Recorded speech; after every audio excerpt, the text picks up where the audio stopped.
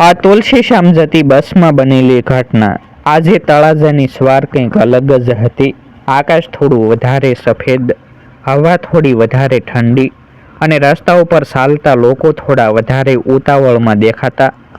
આ ચા નાસ્તાના નાના સ્ટોલ પર ચા ઉકળે, આ ભજીયાની સુવાસ ઉડી બસ સ્ટેન્ડ તરફ પહોંચતી. આ તળાજા બસ સ્ટેન્ડ એ દિવસની શરૂઆત માટે જાણે પોતાનું જુદું જ સંગીત વગાડતું સ્થળ હતું. આ કોઈ ટિકિટ બુકિંગની લાઇનમાં ઊભું, કોઈ ભારે બેગ લઈને દોડી રહ્યું, આ કોઈ ખીચામાંથી મોબાઈલ કાઢીને બસ આવી કે નહીં તે જોતા. આ સવારના લગભગ 8 વાગ્યા હશે. આ એટલામાં જ એક વ્યક્તિએ ઊંચા અવાજમાં જાહેરાત કરી, આ તુલસીશ્યામ. આ તુલસીશ્યામ જતી બસ તૈયાર છે. આ થોડીવારમાં બસ સ્ટાર્ટ થશે. આ અવાજ સાથે મુસાફરો ઊભા થતા, કોઈ બેગ ઉપાડતો, આ કોઈ બાળકોનો હાથ પકડી દોડતો. આ બસ થોડે દૂર ઊભી હતી. આ લાલ રંગની જૂની પણ મજબૂત બસ. આ બસની સામે GSRTCનું ચિહ્ન.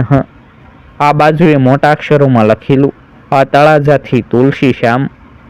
આ બસની બાજુમાં 2 માણસો ઊભા હતા. આ ડ્રાઈવર હિંમતભાઈ અને કંડક્ટર મનસુખ. આ મનસુખ મધ્યમ વયનો, આ ગોરા ગાલ, પરંતુ હંમેશા કડક દેખાતો. આ વાત કરતો ત્યારે કડકપણું દેખાય, પરંતુ અંદરથી સૌ તેને સારો માનતા. આ મનસુખ એક જ વાત પર વિશ્વાસ રાખતો, આ નિયમ એટલે નિયમ. આ બસમાં હું કંડક્ટર છું, ડ્યુટી એ પહેલાં. આ મનસુખ હાથમાં ટિકિટ મશીન અને બેગ લઈને બસના દરવાજા પાસે ઊભો રહેતો. આ મુસાફરોને બેસાડવાનું, આ ચડતા ઉતરતા જોવા અને સમય પર બસ શરૂ કરાવવાનું, તેના માટે આ બધું માત્ર ફરજ ન હતું, આ પણ એક સ્વાભિમાન પણ હતું. આ તે બસમાં ચડતા મુસાફરોને બોલતો, આગળ વધો ભાઈ, આ પાછળ જગ્યા છે, આ બાળકોને વચ્ચે બેસાડજો, સમયસર બેસી જજો. આ કેટલાક મુસાફરો એને જોઈ મજાક કરતા, આ તો આખો બસનો મંત્રી લાગે છે. આ મનસુખ હળવા સ્મિત સાથે જવાબ આપતો, એ તો તમે કહો ભાઈ, આ હું તો મારી ફરજ કરું છું. આ બીજી તરફ હિંમતભાઈ મનસુખના ઉલટા, હંમેશા હસતા, ધીરજવાળા અને મુશ્કેલ રસ્તા પણ સરળ બનાવી દે તેવા. આ લોકો એમના ડ્રાઇવિંગની ખૂબ પ્રશંસા કરતા. આ કહેતા, આ હિંમતભાઈની બસમાં બેસીએ તો લાગે જ નહીં કે રસ્તો ખરાબ છે. આ હિંમતભાઈ બસનું સ્ટેરિંગ સરખું કરતા, આ મિરર એડજસ્ટ કરતા અને હંમેશની જેમ હળવા અવાજે મનસુખને કહેતા, આ મનસુખ, આ લોકોએ ચા પીવાની મજા લઈ લીધી હોય, તમે ટાઈમ જોઈને બસ સ્ટાર્ટ કરાવજો. આ મનસુખ તરત પોતાની ઘડિયાળમાં નજર મારતો, આ હું તો 8:45 થાય એટલે ચાલુ કરાવી દઈશ. આજે મારે કોઈને માટે ઊભા રહીને મોડું કરવાનું નથી. આ હિંમતભાઈ હસતા કહે, આ જરૂર કરતાં પણ વધારે ડ્યુટીમાં સમાઈ ગયો છે ને તું. આ મનસુખ ફરી સ્મિત કરતો, આ ડ્યુટી જ બધું છે મિત્ર. આ દિવસે મુસાફરોની સંખ્યા વધારે હતી. અડધા લોકો મંદિર જવા, તો કેટલાક પ્રવાસ માટે. આ એક પરિવાર 5 બાળકો સાથે, આ એક યુવાન કપલ, થોડા વિદ્યાર્થીઓ, આ 2 વૃદ્ધ દંપતી અને અમુક સ્થાનિક લોકોથી બસ ભરાઈ. આ મનસુખ દરેકને ટિકિટ આપતો. આ વચ્ચે વચ્ચે કહેતો, આ રડ નહીં બેટા, આ મમ્મી બેસે પછી તને બારી પાસે બેસાડું. આ બસની અંદર બેઠેલા લોકો હવે ધીમે ધીમે સ્થિર થઈ રહ્યા હતા. આ કોઈ બારી ખોલતો, કોઈ ફોનથી ફોટા પાડતો, આ કોઈ સીટ પર ધૂળ સાફ કરતો. આ તુલસીશ્યામ જવાનું એ સૌને ગમતું. આ તુલસીશ્યામના રસ્તામાં જંગલ, પહાડ, આ વાતાવરણનું સૌંદર્ય, આ મધ્યમાં આવેલું ગરમ પાણીનું કુદરતી ઝરણું, એક આનંદમય પ્રવાસ. આ મનસુખે બસના દરવાજા પાસે ઊભા રહીને આ લોકોની ગણતરી કરી. આ 50, 1-2 બરાબર બેઠકો પૂરી. હવે બસ સ્ટાર્ટ થવાની હતી. આ પરંતુ એ સમયે દૂરથી આશરે 60 વર્ષના વૃદ્ધ દાદી આવતી દેખાઈ. આ વૃદ્ધાનું નામ હતું કાંતાબા. આ તળાજાની આસપાસના ગામમાં રહેતી ગરીબ માજી. આ વર્ષોથી તુલસીશ્યામના દેવમાં તેનો અદ્ભુત વિશ્વાસ હતો. આ દરેક પૂનમના દિવસે તે મંદિર જવાના પ્રયત્ન કરતી. આ જીવનમાં ઘણા કપરા દિવસો જોયા, આ પણ ભક્તિ ક્યારેય છોડી નહોતી. આજે પણ તે ખભા પર જૂની જોળી લઈ ધીમે આવી. આ જોળીમાં શું હતું? થોડા રૂપિયા, આ 2-3 ફૂલ અને નાનકડો તાંબાનો લોટો. તે ચાલીને બસ સુધી આવી. ચાલવા અને ઉંમરના કારણે તેના શ્વાસ ફૂલેલા. આ બેટા બસ રોકજો, કાંતાબા બોલી. મનસુખે દરવાજો થોડી ક્ષણો માટે ખોલ્યો અને બોલ્યો, બા, બેસો ઝડપથી, મોડું થાય છે. કાંતાબા ધીમે ધીમે પગ મૂકી અંદર ચઢી. બસમાં બેઠેલા લોકોએ તેની તરફ જોયું. કોઈકને દયા લાગતી, કોઈક મજાકથી હસ્યું. કાંતાબાએ બસની ત્રીજી સીટની બાજુમાં બેસવાનો પ્રયત્ન કર્યો. મનસુખે વિચાર્યું, વૃદ્ધા છે, મદદ કરવી જોઈએ. પણ પછી ફરી પોતે જ કહ્યું, પણ ટિકિટ તો લેવી જ પડશે. બસ સ્ટાર્ટ થઈ. મનસુખ ટિકિટ આપવાની પ્રક્રિયા ચાલુ કરે છે. લાઇનમાં દરેક સીટો સુધી પહોંચતો જાય. લોકો પૈસા આપે. ટિકિટ લઈને બારીની બહાર જોવા માંડે. થોડી વાર પછી તે કાંતાબા પાસે પહોંચ્યો. બા, ક્યાં સુધીની ટિકિટ? મનસુખે પૂછ્યું. કાંતાબા નમ્રતા ભાવે બોલી, બેટા, તુલસીશ્યામ જાવું છે. બરાબર, ટિકિટનું ભાડું 250 રૂપિયા થશે. પૈસા આપો. કાંતાબાઈએ જોડીમાંથી જૂનું પાકીટ કાઢ્યું. તેમાં 2-3 નોટો અને સિક્કા હતા. તેણે તે મનસુખને આપ્યા. મનસુખે સિક્કા હાથમાં લઈ ગણ્યા અને તરત મોં સમકાવ્યું. બા, પૈસા અધૂરા છે, એટલામાં ટિકિટ નહીં આવે. કાંતાબાઈએ ધીમા કરુણ અવાજમાં કહ્યું, બેટા, અમે ગામડાના લોકો, આજ બસ પકડવામાં મોડું થયું. થોડી કમાણી અધૂરી રહી ગઈ. એમ કર, હું તુલસીશ્યામ દર્શન કરી પાસે આવું ત્યારે ભાડું પૂરું આપી દઈશ. બસમાં બેઠેલા અમુક મુસાફરોએ હળવું હાસ્ય કર્યું. કોઈ બોલ્યો, આવું નાટક રોજ કરે છે લોકો. ભાડું નહીં હોય ને ભક્તિના બહાના કાઢશે. મનસુખે કડક અવાજમાં કહ્યું, બા, એમ નહીં ચાલે. નિયમ છે. કોઈને પણ અધૂરા પૈસા પર ટિકિટ નથી આપતો. કાંતાબાની આંખોમાં જેટલી નિર્દોષતા હતી તેટલી અસહાયતા પણ. તે બોલી, બેટા, ખોટું ન માનતા. ભગવાનના દર્શન કરવા જઈશ. પાછા જ્યારે આવું ત્યારે સમજીને આપી દઈશ. મનસુખે મન મમળાવ્યું. પરંતુ તે ફરી પોતાને યાદ અપાવે, ડ્યુટી એટલે નિયમ. એકને છૂટ આપીએ તો બીજા પણ આવીને બહાના કરશે. તેણે કહ્યું, ના બા, નિયમ પ્રમાણે ભાડું પૂરું હોવું જોઈએ. બસની અંદર વાતાવરણ થોડું તણાવસભર થતું ગયું. એક ધાર્મિક યુવાન બોલ્યો, મનસુખભાઈ, બા છે, વૃદ્ધ છે, ભગવાનના દર્શન કરવા જઈ રહી છે, મદદ કરો ને. બીજો મુસાફર બોલ્યો, ભાઈ, કંડક્ટર સાસુ કરે છે. લાગણીમાં આવીને છૂટ આપીએ તો સિસ્ટમ બગડે. કોઈક મુસાફરો બંને વચ્ચે વાદ વિવાદ કરવા લાગ્યા. હિંમતભાઈએ મિરરમાંથી જોયું અને બોલ્યા, મનસુખ, ધીમે બોલ. બા છે ને, વૃદ્ધ છે. મનસુખ બોલ્યો, હા, પણ ડ્યુટી તો ડ્યુટી છે. કાંતાબા ચૂપચાપ બેસી રહી. તેની આંખોની લાલચ એ ક્ષણમાં ખૂબ બોલતી હતી. એ ગરીબીનો ખાર, ભક્તિનો પ્રેમ અને જીવનના સંઘર્ષની કથા એકસાથે વહેતી. બસ ધીમે ધીમે તળાજાની બહાર નીકળતી હતી. ગ્રામ્ય વિસ્તારના રસ્તા, બાજુએ લીલા ખેતરો અને હળવો પવન. બસની બારીમાંથી અંદર આવતો. પરંતુ બસની અંદરની હવા હજી શાંત નહોતી. કાંતાબાની ટિકિટની વાતને લઈને મુસાફરોમાં ચર્ચા ચાલતી જ હતી. મનસુખ છેલ્લી સીટ સુધી ટિકિટ કાપી પાછો આવતો હતો. મનમાં વિચાર ચાલતો, ક્યાંક બા સાહસી હશે, પણ જો હવે છૂટ આપું તો સાથે બેઠેલા લોકો શું કહેશે. ફરજ છે અને ફરજમાં લાગણી ન ચાલે. હિંમતભાઈ મિરરમાંથી મનસુખને જોતા હતા. તેઓ બોલ્યા, મનસુખ, બા સાથે નરમથી વાત કર. આજે તારું મન ધાર્મિકતા કરતાં વધારે ડ્યુટીમાં ફસાયું છે. મનસુખ મુશ્કેલીના સ્વરે બોલ્યો, શું કરું હિંમતભાઈ? નિયમની બહાર જાવ તો દિલ કહે કે મદદ કરવી જોઈએ અને નિયમ તોડું તો સિસ્ટમ બગડે. હિંમતભાઈ શાંત સ્વરે બોલ્યા, બે વસ્તુઓ ક્યારેય સરખી નથી પડતી, કાયદો અને દિલ.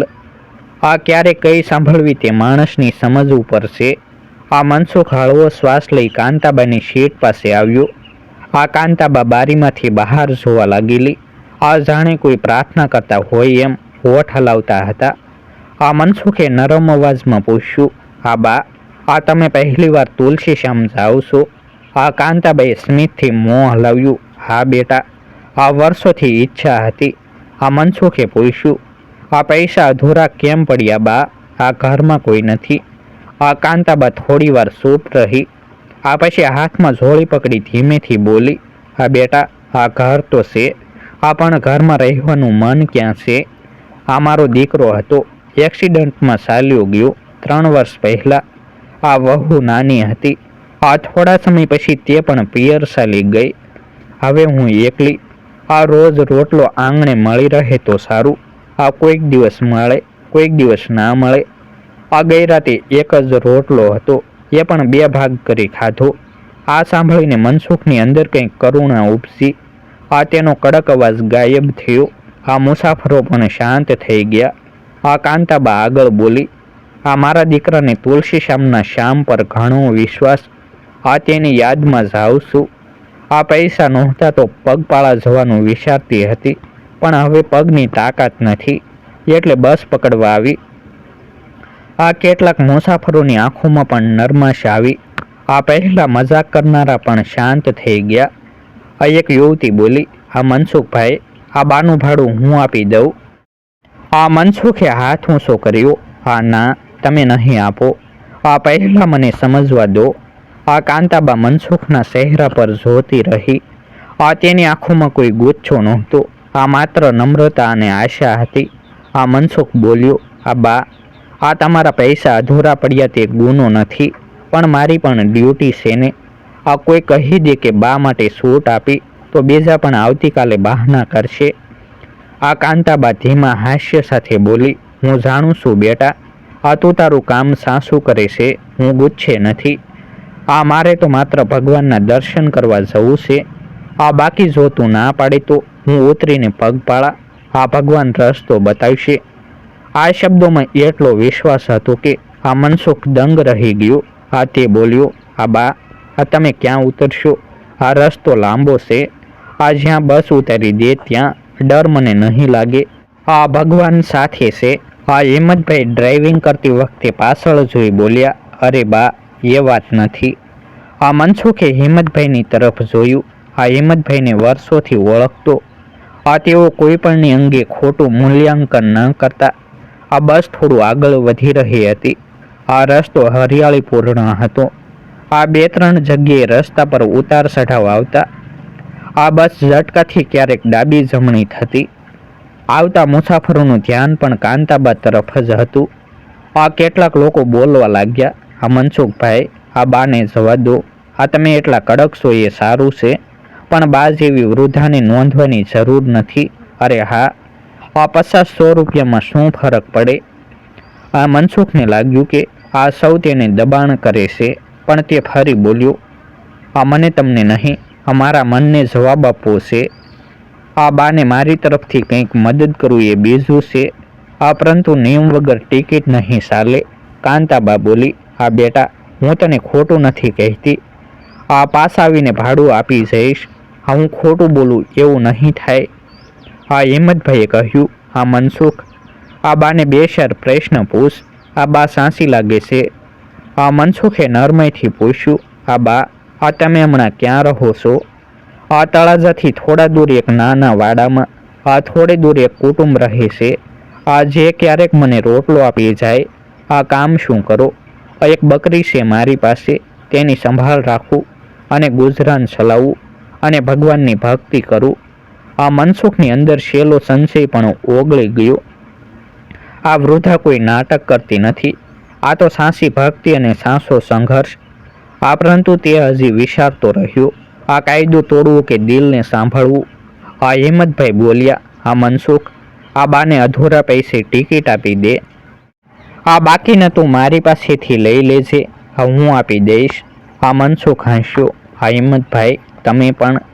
આમ બોલતા બોલતા બસ એક વળાંકવાળી જગ્યા પર પહોંચી. આ રસ્તો થોડો ખરાબ હતો. આ બસમાં જોરદાર ઝટકો પડ્યો.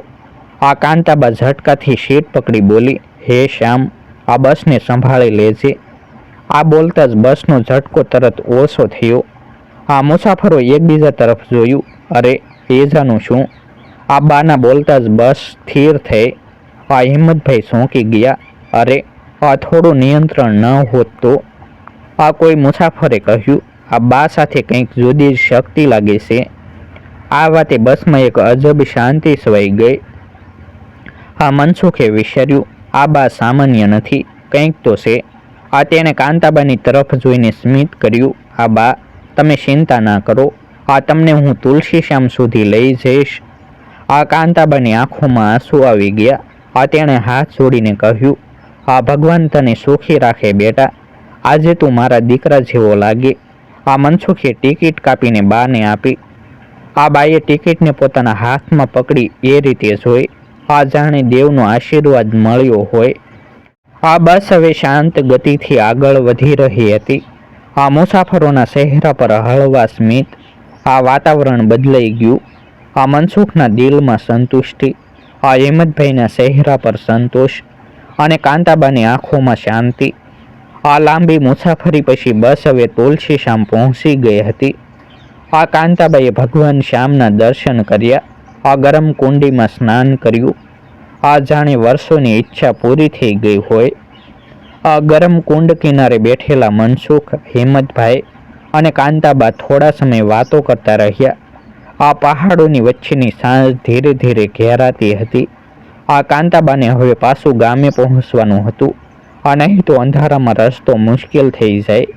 મનસુખે કહ્યું, બા, હવે ચાલો, બસ પર પાછા જઈએ.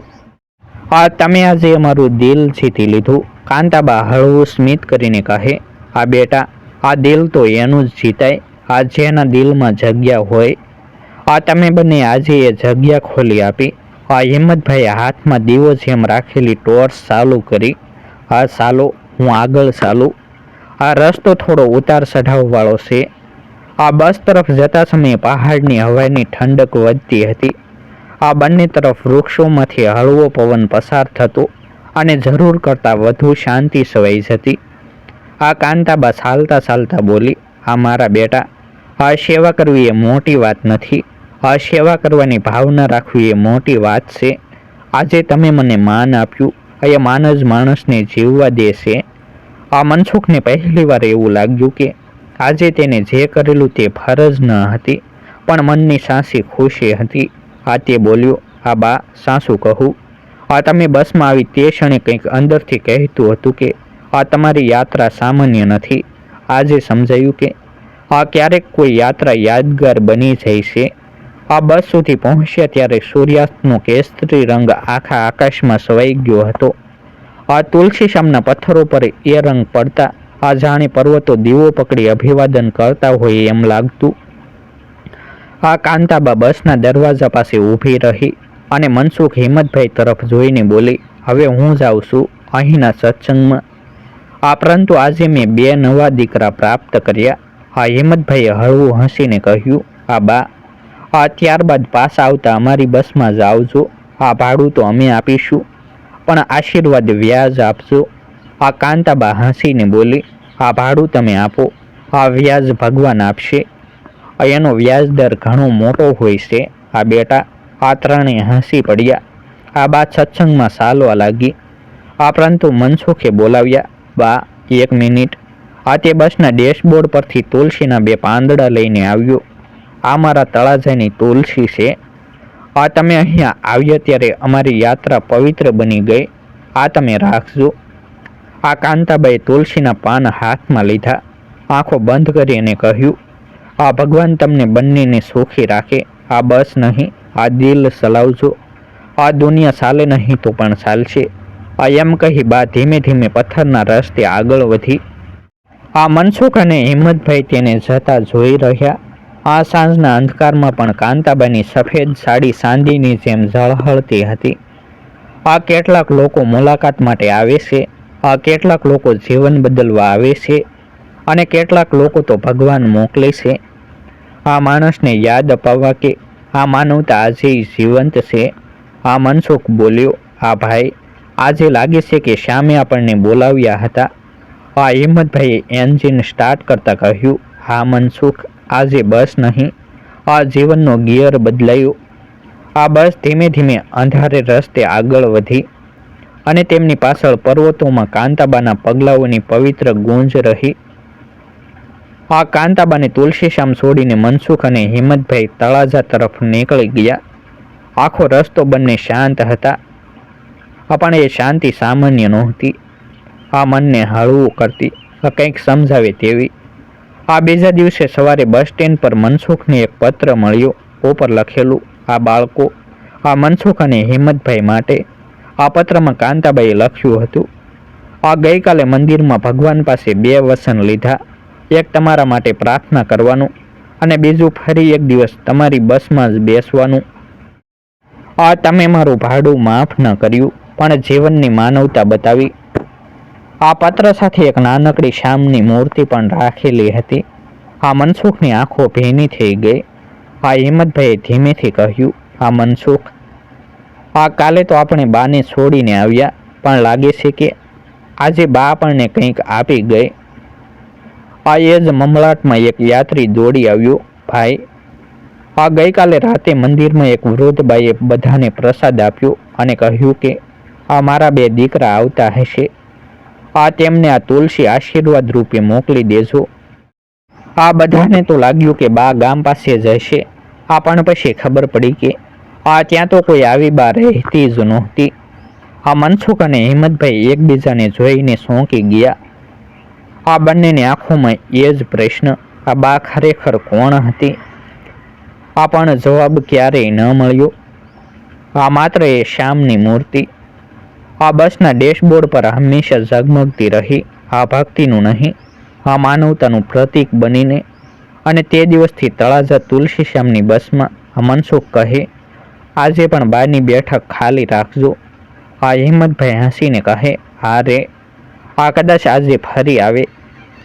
આ ક્યારેક કેટલીક મુલાકાતો વાર્તા નથી, આ વાસ્તવિક ચમત્કાર હોય છે. આ સ્ટોરી કાલ્પનિક છે, સત્ય ઘટના આધારિત. આવા જ નવા વિડીયો જોવા માટે અમારી યુટ્યુબ ચેનલ સબસ્ક્રાઈબ કરો અને વિડીયોને લાઇક અને શેર કરવાનું ભૂલશો નહીં.